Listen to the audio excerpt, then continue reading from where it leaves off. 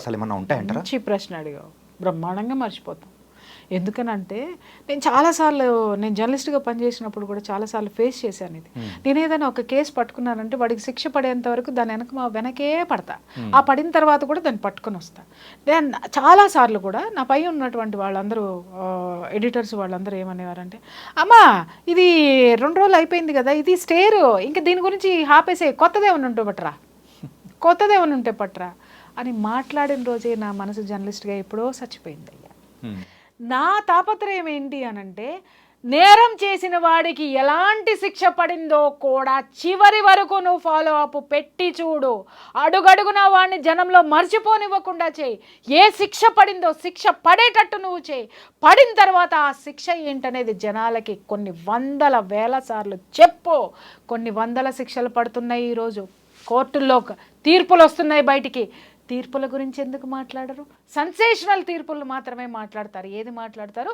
దిశ encounter జరగానే encounter, అప్పుడు దాకా వార్తలు ఏం లేవు, చచ్చిపోయినాం మనం. అది ఒక్కసారి ఊపు వచ్చేసింది. ఆ ఊపు రాగానే ఆ దిశ ఇష్యూ ఏం పడింది? ప్రపంచం మొత్తం కూడా ఆ చర్యని దేని మీద పడింది? నిర్భయ మీద పడింది. This is nature. విశ్వం ఇదే. విశ్వం యొక్క చర్యలు ఇలాగే ఉంటాయి. 7 సంవత్సరాల నుంచి ఆ కేసు బయటికి రానేలే. లాగుతున్నాడు. ఇందాక నేను అన్నాను చూసావా, నేను ప్రొఫెషన్ గురించి నేను పేరెత్తితే బాధపడతారేమో కానీ ఒకానొక మహోన్నతమైనటువంటి వ్యక్తి ఆ యొక్క నేరస్తుల్ని కాపాడటానికి 7 సంవత్సరాలు న్యాయంలో ఎన్ని లొసుగులు ఉన్నాయో న్యాయశాస్త్రంలో అన్ని వాడి పారేస్తుంటే, ఒరే నువ్వు ఇట్టా వాడుతున్నావంటే ఆడపిల్లల్ని నేను కాపాడలేనురా, కాపాడే సిచ్యువేషన్ని తీసుకురావాలి అని చెప్పి ఒక ఉధృతిని జనంలోకి ఆ విజన్ని తీసుకెళ్ళి ఆ శక్తిని నింపి ఆ సెగ ఢిల్లీ దాకా దాకింది, హైదరాబాద్లో ఉన్నటువంటి సెగ. అప్పుడు కదా వాళ్ళకి ఉరిశిక్ష పడింది బాబు. అప్పటి వరకు ఎక్కడ జరిగింది? ఎవడు మాట్లాడాడు? నేను అడుగుతున్నాను. నిర్భయ గురించి వారం రోజులు వాయించి పడేసాం. దద్దరిల్లిపోయినాయి, మైకులు దద్దరిల్లిపోయినాయి. అందరం ఢిల్లీలో పరిగెత్తాం, ఢిల్లీ ఫ్లైట్లు ఎక్కాం, దిగాం, కూర్చున్నాం, చేసాం, అయిపోయింది. కానీ శిక్ష ఎవరు వేశారు? ఇంకొక నేరం వేసింది శిక్ష. ఎవరు దాన్ని అంతవరకు తీసుకెళ్లారు? ఆ ఎనర్జీని, ఆ ఫ్రీక్వెన్సీని నేచర్ తీసుకొని వెళ్ళింది. ఎప్పుడో తర్వాత అప్పుడు నిర్భయ మనకి సంఘటన గుర్తొచ్చింది. నిర్భయ కేసు కదిలింది, నిర్భయ కేసు ఇలా ఉంది, నిర్భయ కేసు అలా అయిపోయింది అని చెప్పేసి అప్పుడు ఉరి శిక్ష, కేల్కతం, దుకాన్ బంద్. అందరూ కామైపోయి కొంచెం కూల్ డ్రింక్ తాగేసాం, కొంచెం టీలు తాగేసాం, కొంచెం కాఫీలు తాగేసాం. మళ్ళీ ఏం జరుగుతుందా అని చూస్తున్నాం. ఈలోపు ఇది ఇన్ని సంవత్సరాల తర్వాత ఇది వచ్చిందనమాట. మన బతుకులు ఇంతే. మనం బాగుపడవు. సిగ్గు లేదు మనకి, లజ్జ లేదు మనకి, సామాజిక బాధ్యత అసలే లేదు మనకి. అర్థమైందా? ఇందాక నేను చెప్పాను కదా, మనది ఒక బతుకేనా? కుక్కల వలె, నక్కల వలె, సందులలో పందుల వలె, పందుల్లాగే సోకాళ్ళు మేధావులందరూ అబ్బో మోడీ ఏమన్నా చేశాడంటే కూర్చొని పుంకాలు పిసికేసుకొని మాట్లాడేస్తారు. మరి ఆ తర్వాత ఇప్పుడు దీని గురించి ఏ గొంతుకలు ఎందుకు బయటికి రావడం లేదు? ఎందుకు మైకులు పట్టుకొని మాట్లాడడం లేదు? ఒక ఇష్యూ జరిగినప్పుడు దాని గురించి మాట్లాడేసి మీటింగులు పెట్టేసి, గ్రూప్ మీటింగులు పెట్టి, పార్టీ మీటింగులు పెట్టి, ఇన్ని పెట్టిన వాళ్ళు. దేశంలో ఒక ఆడపిల్లకి ఇంత జరిగితే మేధావుల నోళ్ళు పెగలవే, ఆగిపోయాయే, ఆరిపోయాయా? గొంతుక తడారిపోయిందా?